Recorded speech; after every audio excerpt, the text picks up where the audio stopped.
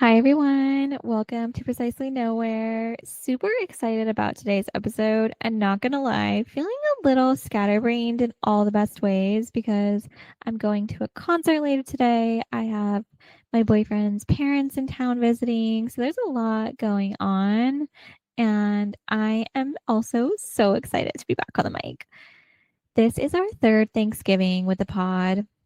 And I feel like each year I've been bringing everyone along my growth journey, and I have been living with this growth mindset each day that's helping keep me grounded and keep me on this path towards building my ideal life and becoming a more ideal version of myself. And I wanted to rewind a bit and reshare those episodes with you, hoping that they help you stay inspired to build a life that you love. So, year one, I shared simple ways to create meaningful connections and find moments of gratitude in your day to day. I also talked about building the life you want, an episode that was inspired by Oprah and Arthur Brooks. Oprah has a Super Soul podcast. She has so many great guests on that podcast, and they talk about a lot of inspiring real life topics. So if that's your vibe, links to these episodes are in the episode description. Check them out. Year two, we talked about simple ways to find your holiday vibe. Not all of us are holiday people, but I think we could all have our own holiday vibe and make the most of this season. And shout out to one of my friends who is also an author and awesome, and he is not a huge holiday person. So that episode was slightly inspired by him. And I shared a dose of gratitude to help improve your mindset. Those episodes will be linked as well. And year three, we're talking about building a life with each day and how each day counts. We also all count, and we have our own paths and journeys. Last episode, I talked about the magic and the mess of expansion and how I recently entered my unapologetically me era. I'm not sure it's an era, it might just be a lifestyle now, and I'm here for that. There are fun TV show and movie racks in today's episode. And I did want to acknowledge Thanksgiving.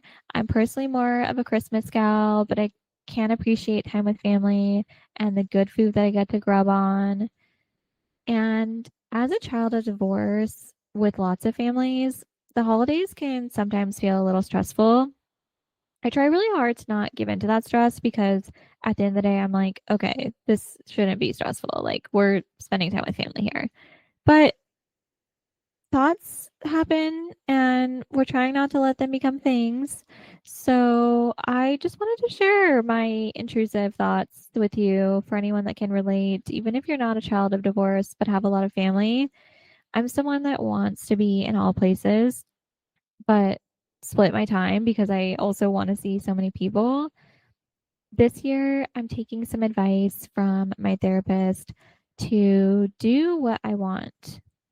The advice sounds simple and sometimes could be easier said than done, but I love the advice and to not give in to expectations from others and not take the day so seriously. And what I mean by this is if I don't see someone, it's not because they don't mean a lot to me. It may be because I'm human and I can only be in so many places at one time and spend quality time while I'm in that place. So I hope you all have a wonderful Thanksgiving.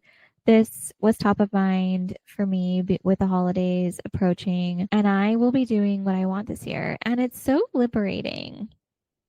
And that's not in a selfish way, but in a way of, okay, I'm going to choose to go here.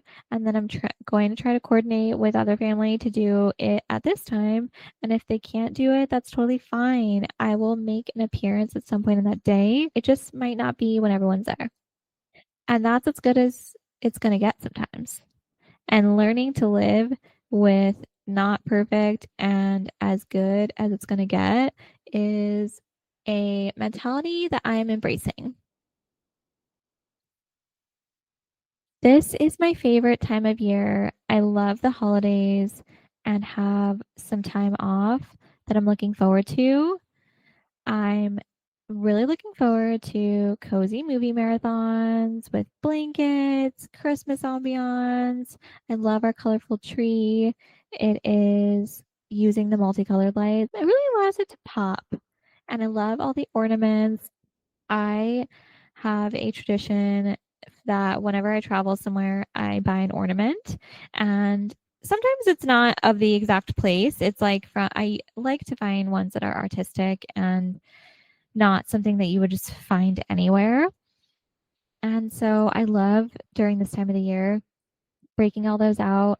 And now that I've been with my boyfriend for a few years now, we have ornaments that we've gotten together. So it's really special to be building this life together. And these things that sit in boxes they are reminders of moments in my life, experiences that I've had, moments that I've had with my boyfriend and his family. And I love that I get to look at that every day.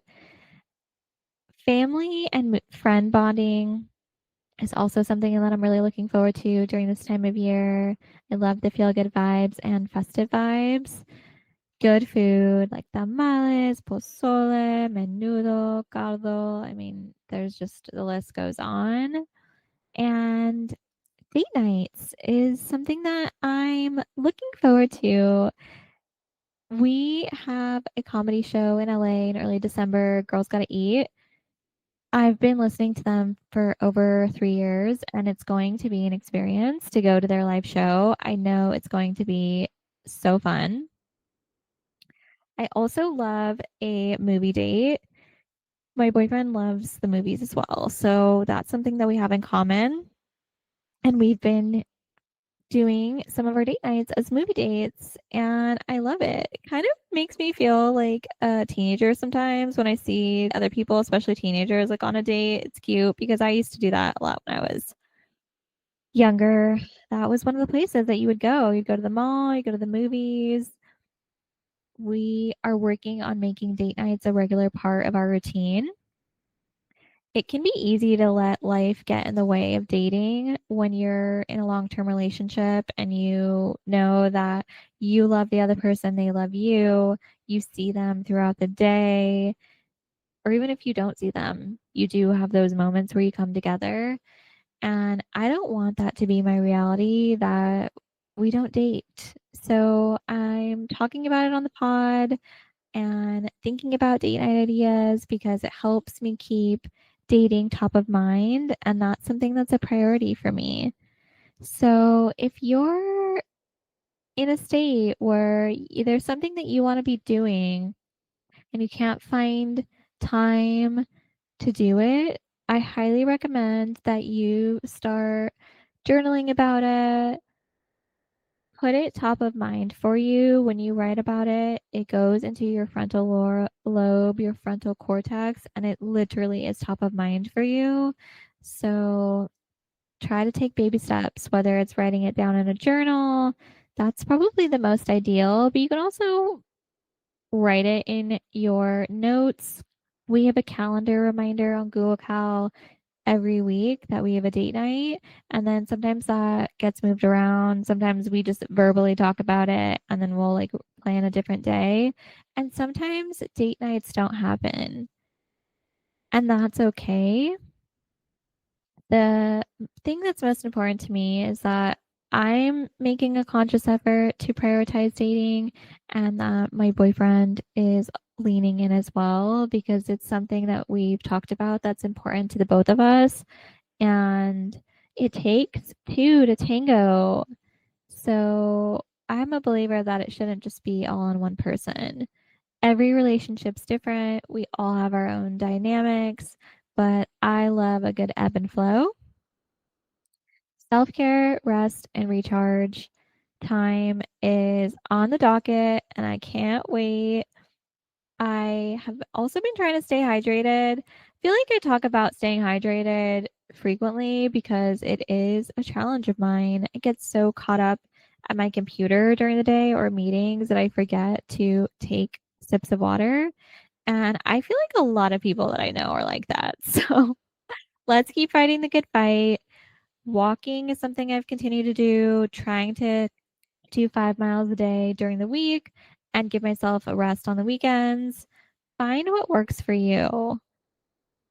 Think it is easier said than done to live a healthy lifestyle, but if you really want to live a healthy lifestyle, it's not that hard to do. Maybe that's a hot take of mine. You can take baby steps, walk a mile a day, walk a half a mile, work your way up, get yourself to a place where you feel good about you and you want to live a long life, or at least I do. So you got to put in the work sooner than later. I'm trying to put more work in by building some muscle on my arms, particularly. I want to be stronger physically because I feel like I'm already strong mentally. So my boyfriend's going to hook me up with some arm workouts, and I'm forever grateful for him. Getting a good night's rest, super underrated in my 20s, essential in my 30s. If you're listening to this and you're in your 20s, try to get some rest while you can. It's only going to help you as you continue to age like fine wine. I used to drink coffee daily, at least 1 cup a day. Over the last 6 months or so, I've been weaning myself off coffee and I'm into it. And I still drink it every now and then if I need to pick me up or I know I'm going to have a big day where I'm going to need a little caffeine boost. But for the most part, I'm drinking purely water and I'm trying to dabble more into teas as well. Last but not least, joy. I am here for joy all year long, but I feel so much joy, especially during this time of year because it is my favorite time of year. And I can't believe that this year is almost over. It's been a roller coaster, and dare I say, it's giving 2020 vibes. 2020 was one for the history books, and the more I reflected on this year to prep for this episode and the rest of the episodes for the year, I thought to myself, wow, how eerie it is. I thought to myself, how eerie is it? And why do we continually repeat history? When will we learn from our past and break the toxic cycle, right? It's doable. We just have to put the work in. We're keeping it light this episode, but history is important. So we're going to snapshot 2020 and snapshot 2025. And I'm hoping this is a reminder to us that we can make 2026 different, but we have to come together, use our voices, stand up for injustices and what's right to get ourselves closer to that reality where we're living in a more inclusive, safe space where we accept others, even if they're not the same mindset as ours. So, snapshot of 2020, the global COVID-19 pandemic broke out. There was also widespread social justice protests following the murder of George Floyd. It was sad times for a while. That's how I look back at 2020. There were glimpses of joy, but there was a lot of hate, sadly, and political events like the impeachment and acquittal of President Trump, major natural disasters, including one of California's worst wildfire seasons on record. And we made it through it. 5 years later, we are still experiencing widespread social justice protests following the ICE raids. We had the inauguration of President Trump, natural disasters happening throughout the world, mass layoffs, recession vibes, but we haven't accepted or announced that there is one yet, even though the middle class and lower classes feel it hard.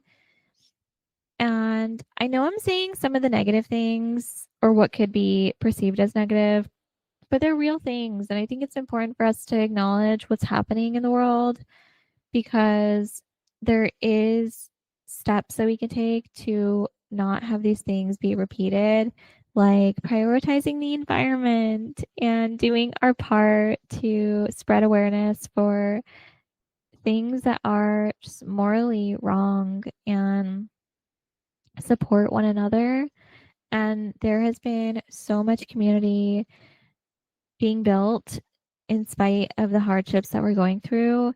And I am grateful for that. And that's what I'm taking into 2026 is that we're stronger together. And that if we could get through 2020 and we could get through 2025, we can get through 2026 and what else is to come. And we can conquer. I plan to give myself a break this winter from the pod.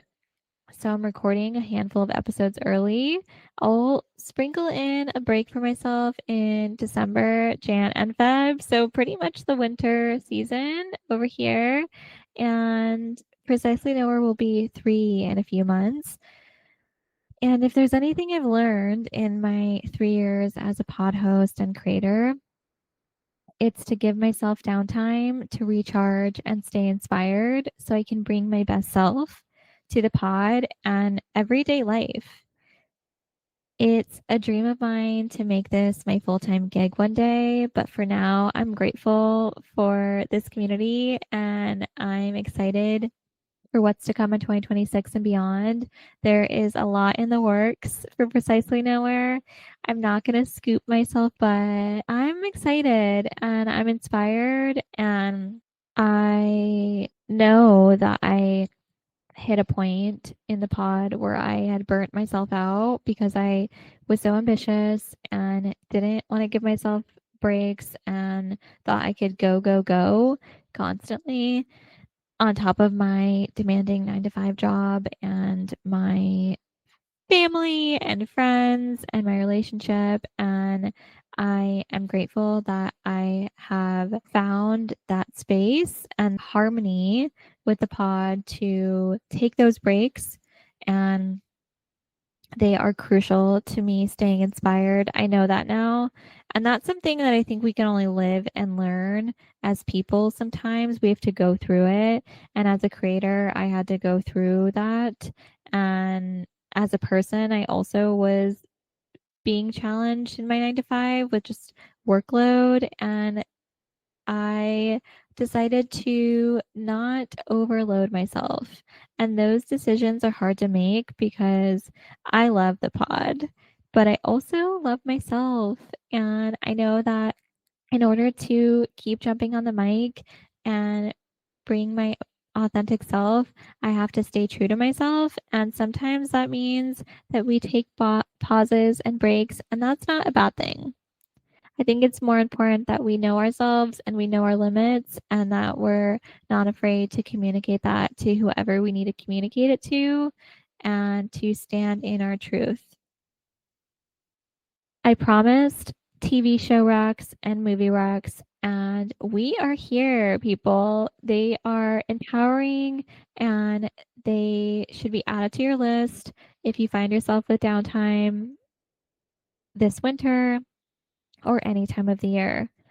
My first rec is Minx. It's spelled Minx and it's on Stars. I love Stars. There are so many shows that I've watched on Stars, and Minx is one that I discovered recently and binged it. I'm not fully through it yet, but I am on season 2. There's 2 seasons so far. It's set in the 1970s in Los Angeles. An earnest young feminist, Joyce Prigger, joins forces with a, some might say, low rent publisher that is Doug Renetti, and they create the first erotic magazine for women. It is hardcore feminist vibes. I'm obsessed with the show, and the two of the main characters are played by Ophelia Lovibond. She plays Joyce Prigger. She also played Karina, or some might say call her Kylorian in Thor, The Dark World, and Guardians of the Galaxy. And Jake Johnson, he plays Doug Renati. He also played Nick Miller in the sitcom New Girl. That's one of my favorite go-to feel-good shows, and I love him. So he was part of the draw-in, and then the premise of the show is what hooked me. There's sex, nudity, smart humor and storytelling, and the cinematography and the music is chef's kiss. I highly recommend it. I love going back in time, and I am so empowered and loves to see people go after their dreams. Outlander, Blood of My Blood, that's on Stars. There's only one season so far, and this is a prequel to the original Outlander series that will be premiering for the last time this December. It's the final season. I can't believe the story is coming to an end, but I'm so grateful that now we have Outlander Blood of My Blood. It's a bit of a spin-off prequel. I'm not mad at it. I love to see all of Scotland. It's such a beautiful place, and there are so many strong female characters. The parents of Jamie and Claire are two of the main people in the story. And in a way, it's Jamie and Claire's origin stories. I've learned so much about their lives and I've grown attached to them in a way. And so to see their parents' story and their love is so awesome. I love it. I'm a big fan of Blood of My Blood. Real Women Have Curves. That is a movie. America Ferrera's breakout role, and I believe one of her first movies. It came out in 2002, so it's nostalgic to see the fashion and culture of the early 2000s. I own the movie, but you can also watch it on HBO Max, Hulu, Apple TV, and a handful of other apps. And as a first generation Latina and the first person to move away and attend a 4-year university in my family, I felt seen in this movie because she is in high school, about to graduate, and figuring out what her next chapter is in life. I was luckily encouraged to chase my dreams, and I now want to pay that forward to others and encourage them to do the same because the sky's the limit. It doesn't matter what your past is and where you come from. If you have a dream and a goal in mind, it's up to you to accomplish it. And we are all powerful as people. So this movie got me so inspired and took me back, and it's one of my favorite movies, I would say, because it's very real. If you want a glimpse into a first generation experience, watch this movie. It will humble you and it will remind you to have gratitude for what you do have in your life.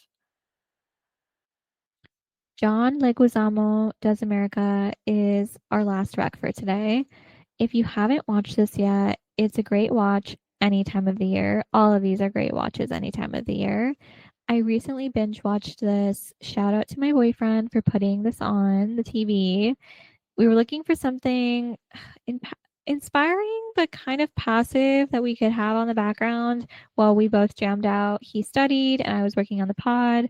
I ended up getting real into I ended up giving a lot of my attention to the show, but I'm not mad at that because it inspired this episode, and I love moments like that where you're watching something and then you get inspired and then the ship has sailed at that point.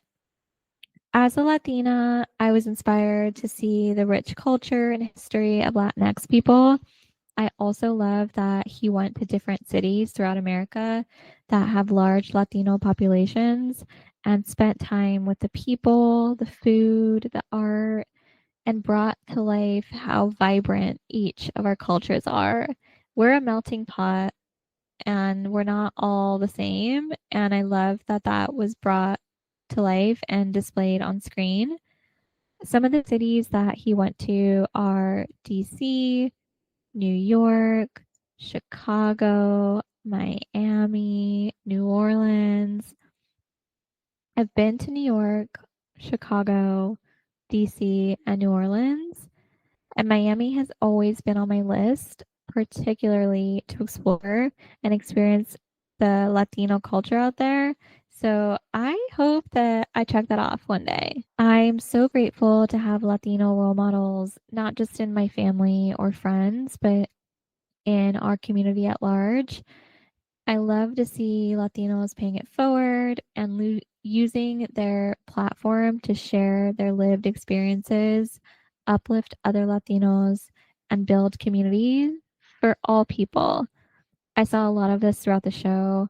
And shout out to you, John Leguizamo, and that team for just making time to share real stories. And I love the first generation stories, especially. I felt seen throughout each episode. Not only does John Leguizamo bring awareness to our culture, he takes us back in history and it reminds us all that we were here today before America existed, in case people forgot. It's wild to see how we've been erased in history. And this reminded me how important it is to share our stories, lived experiences, culture, bring awareness to injustices, and do our part to build community and leave the world in a better place for future generations and all people. So many inspiring people and stories. Would love to see more content like this in the future from him and other Latinx creators. I especially love the untold stories from people throughout history and think that's really special.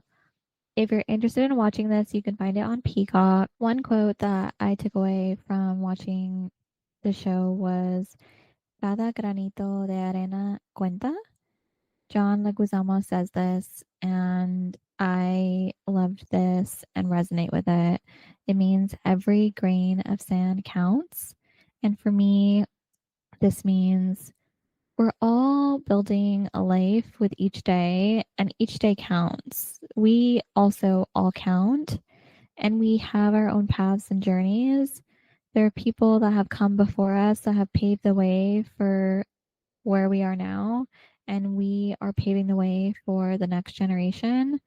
And life is a series of moments, and so many of those moments count. It's not just the end result or the award that you get and the feeling at the end of running a half marathon or getting that promotion. Cada granito de arena cuenta.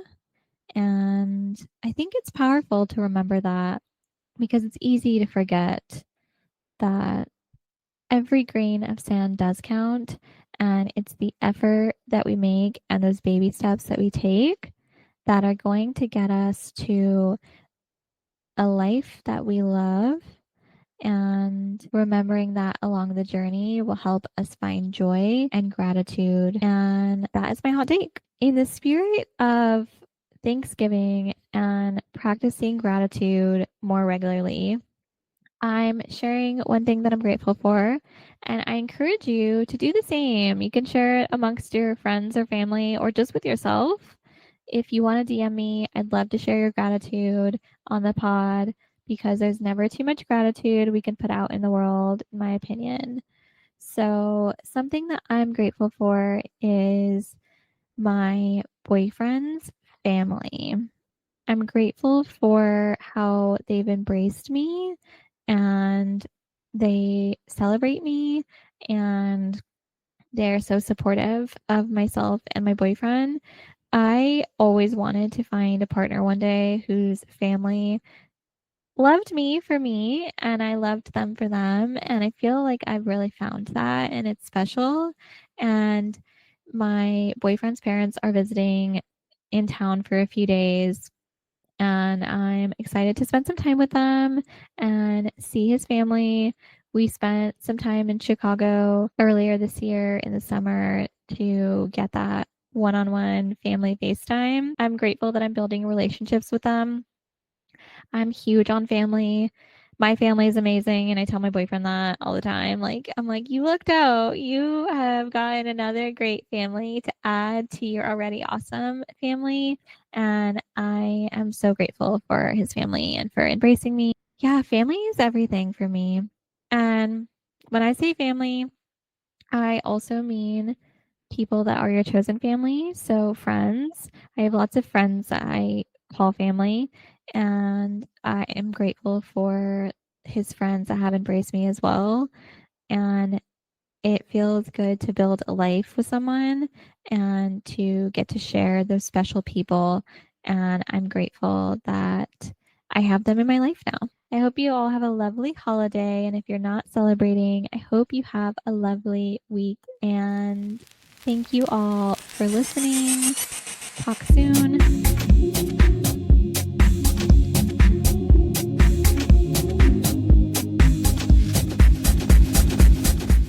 Music done by Marco. You can find him at midnight, MIDNITE_mind80 on Instagram for more of his work.